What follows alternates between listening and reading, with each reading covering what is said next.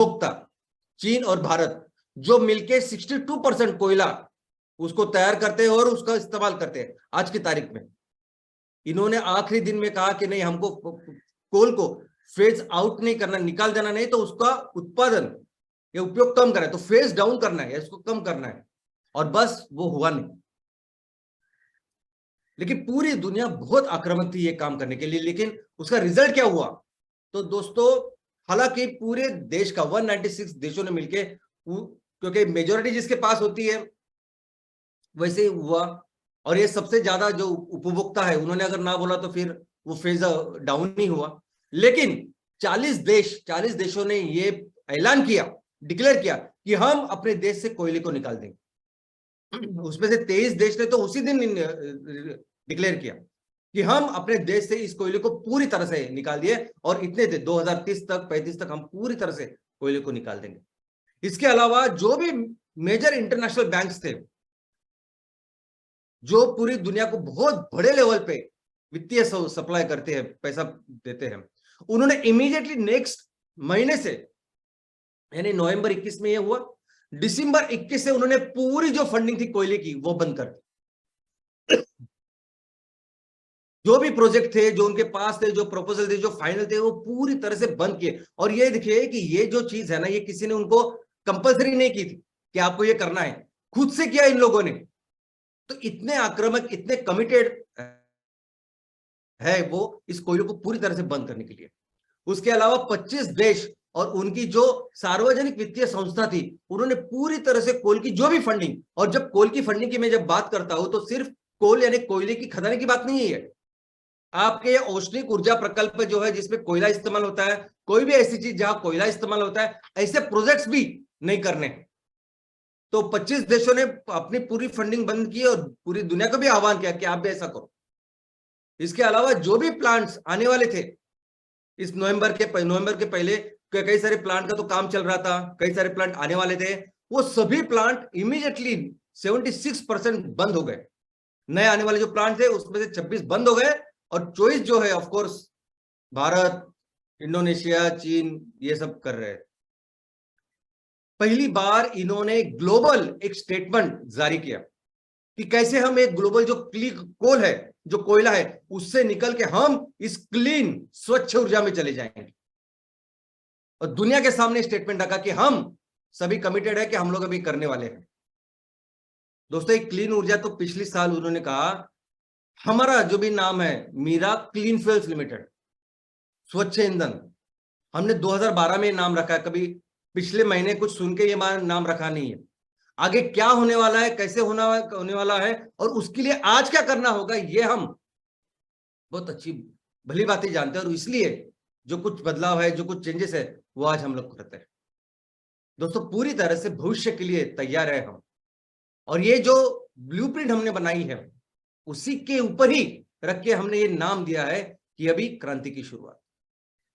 दोस्तों, इसके अलावा कई सारे नए फंड भी जनरेट हुए। 2015 में जैसे पेरिस एग्रीमेंट में बोला था कि आपको कंपलसरी हर साल $100 बिलियन यानी 8 लाख करोड़ आपको कंपलसरी इसके लिए इस्तेमाल करने हैं, और यूनाइटेड नेशन ऐसा फंड बनाती है। देखो, कभी भी क्या होता है, यूनाइटेड नेशन कैसे काम करती है मैं आपको बोलता हूं। कोई भी जो जागतिक संकट होता है ना, उसके लिए ये दुनिया के लिए काम करती है। जैसे हमारे यहाँ एक संकट था, वो था पोलियो का। तो जब पोलियो पूरी दुनिया से निकाल देना था और यह उद्देश्य रखा गया, तब ऐसा एक वक्त था कि जब पोलियो के पेशेंट सिर्फ भारत में थे, तब ये यूनाइटेड नेशंस के थ्रू ही ये WHO, world health organisation I, उन्होंने पूरी तरह से फोकस किया और हमने इस पोलियो को भारत से नहीं दुनिया से निकाल दिया।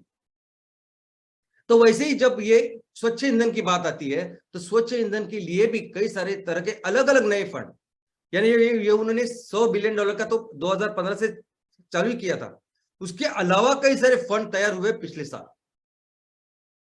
और दोस्तों, आज जब हम लोग ये डिस्कस कर रहे हैं, आज जब हम लोग ये बात कर रहे हैं, वेबिनार हो रहा है, आज भी ये परिषद चालू है। इस साल की 27 की ये परिषद है। नवंबर 6 से लेकर नवंबर 18 इजिप्ट में ये परिषद है। और ऑफ कोर्स जैसा हम लोग सभी जानते हैं, ये परिषद पूरी दुनिया की हो, पूरे देश इसमें शामिल हो, लेकिन एक में एजेंडा क्या है कि हमारे इस धरती को बचाना। लेकिन अभी क्या चल रहा है मैं आपको बोलता हूं, पिछले ही महीने सितंबर एंड में कितना कोयला उत्पादन किया, ये कोल मंत्रालय ने डिक्लेयर किया। तो उसके अनुसार हमारे यहाँ का जो कोयला है उसका उत्पादन 12% बढ़ा है। इसके अलावा यूक्रेन रशिया वॉर जो चला, जिसकी वजह से नेचुरल गैस की सप्लाई पूरी दुनिया में कम हुई, और उसके चलते कई सारे ऐसे देश जिन्होंने पूरी तरह से बंद किया था ये कोयले के प्लांट्स, उनको फिर से चालू करना पड़ा। क्योंकि आज पूरी दुनिया के लिए एनर्जी, ऊर्जा एक ऐसी चीज बन गई है कि जिसके विदाउट हम 1 घंटा भी नहीं रह सकते, दिन में भी नहीं रह सकते। ऐसे कई सारे मेजर ऑपरेशन, कई सारी चीजें इसके ऊपर डिपेंडेंट है। तो कुछ ना कुछ करना पड़ता है, ये इमरजेंसी है जब एनर्जी चाहिए होती है। तो इसलिए आप देख सकते हैं कि ऐसे ऐसे हालत में उनको फिर से कहा जाना पड़ता है कोयले के ऊपर। यानी पूरी दुनिया को पता है कि कोयला दुनिया बर्बाद कर रहे हैं, लेकिन कोयले के अलावा कोई ऑप्शन भी नहीं है, ये भी आपके सामने है। ये आज की बात कर रहा हूं मैं, ये जो आपके सामने है। तो क्या सोल्यूशन है? तो दोस्तों, सोल्यूशन के लिए दुनिया क्या कर रही है, क्या चल रहा है दुनिया में? तो चल रहा है सोलर पावर, सौर ऊर्जा। हम सभी मानते हैं कि सौर ऊर्जा या सूरज की जो ऊर्जा है वो प्राथमिक ऊर्जा है। अगर हमें सबसे क्लीन, सबसे स्वच्छ, सबसे अच्छी, कभी ना खत्म होने वाली, और आपको जितना चाहिए उतनी ऊर्जा अगर कहीं से मिलेगी ना, तो वह है सूरज। आज मैं भी जो बात कर रहा हूं ना, या ऊपर पंखा है या लाइट है, ये सभी जो रोशनी, ये सभी जो ऊर्जा है ना, ये भी सूरज की है।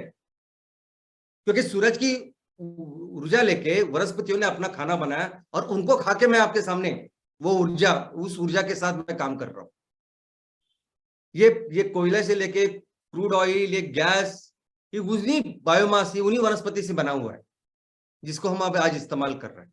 तो प्राथमिक है सौर ऊर्जा। लेकिन कैसे ले वो सौर ऊर्जा?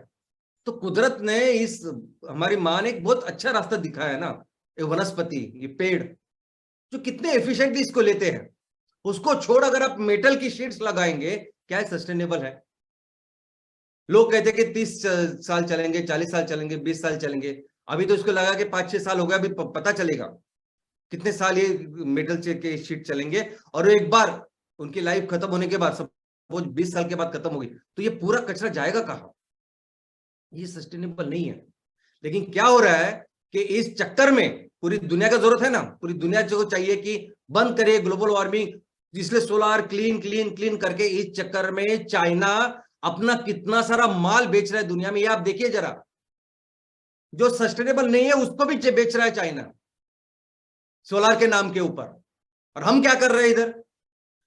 चाइना वहां, अगर आप बिलीव नहीं करोगे, अमेरिका जैसा देश, अभी अमेरिका और चाइना में क्या राइवलरी हम सब जानते हैं, लेकिन अमेरिका में जितने भी सोलर प्लांट्स है ना, मैक्सिमम प्लांट्स चाइना के हैं।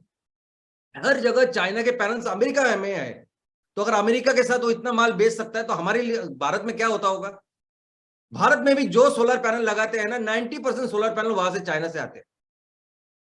यहाँ के कुछ कंपनियों ने कोशिश की इस पैनल्स को मैन्युफैक्चर करने की, लेकिन फिर उनको समझा कि जितने पैसे में हम लोग बना सकते हैं फैक्ट्री में, उसके कम पैसों में, सस्ते में चाइना हमको देता है, तो क्यों बनाने का?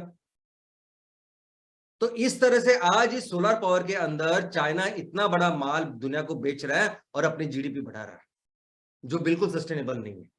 उसके अलावा है विंड पावर, कि हवा की ऊर्जा लेके आप जो इतने बड़े बड़े पंखे बना रहे हो, जहां भी ये पंखे होते हैं वहां का पूरा जो एरिया है, पूरे इस एरिया का इकोसिस्टम बर्बाद कर देते हम लोग।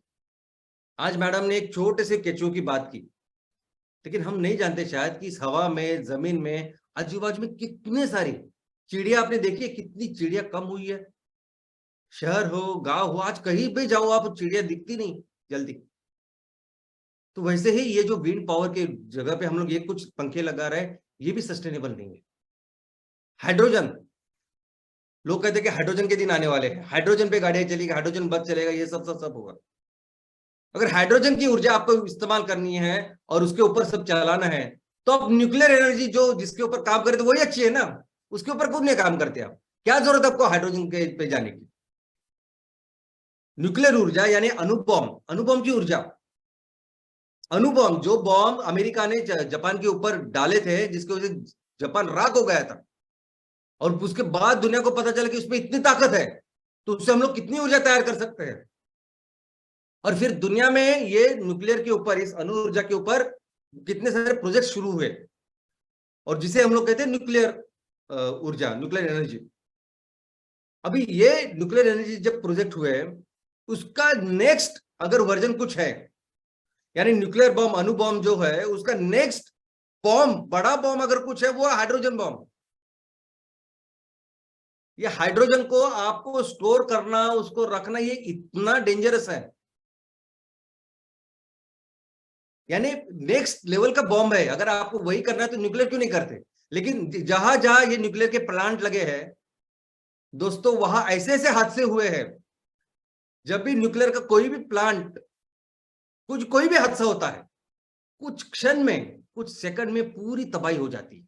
और सिर्फ उस सेकंड के लिए नहीं तबाही होती, मैं आपको बोलता हूं, जब तक वो रेडियो एक्टिव मटेरियल जब तक डिसइंटीग्रेट नहीं होता, तब तक उसके रेडिएशन चालू होते हैं। आप बिलीव नहीं करोगे, जापान पे वो अणुबॉम्ब डाल के कितने साल हो गए, लेकिन आज भी वहां जब बच्चे पैदा होते हैं ना, वो किसी अनोमलिटी के साथ पैदा होते हैं, क्योंकि वो रेडिएशन अभी तक चालू है वहां। तो अगर आपको वही करना है, तो वो न्यूक्लियर बॉम्ब अगर ये कर सकते, तो हाइड्रोजन नेक्स्ट उसका बॉम्ब है।